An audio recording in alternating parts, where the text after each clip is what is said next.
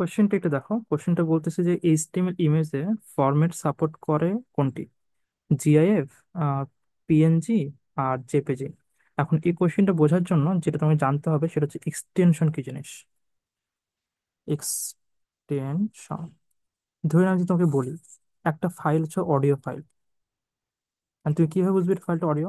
যে নামটা এইভাবে থাকে, CASC.MP3, তো এটা বুঝবে এটা আসলে একটা অডিও ফাইল।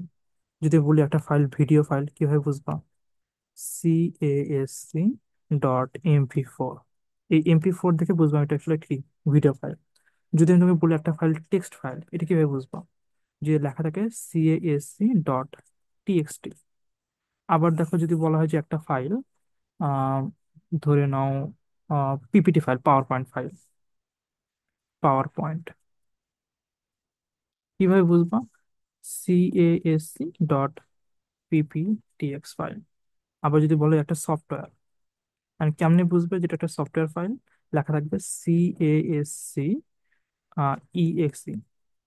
ঠিক আছে, সো এই যে এক্সটেনশন যেগুলো আছে, যে এক্সটেনশন গুলো, এই নামগুলো দেখে আমি বুঝি আসলে ফাইলটা কোন টাইপের।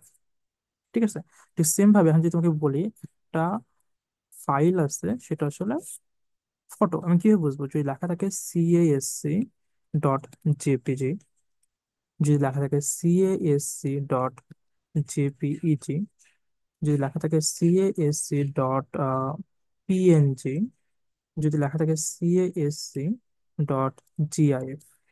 এই যে যতগুলো এক্সটেনশন দেখাচ্ছে আমি, এই সবগুলো এক্সটেনশন আসলে ব্যবহার করা হয় ইমেজ বা ফটোজের জন্য।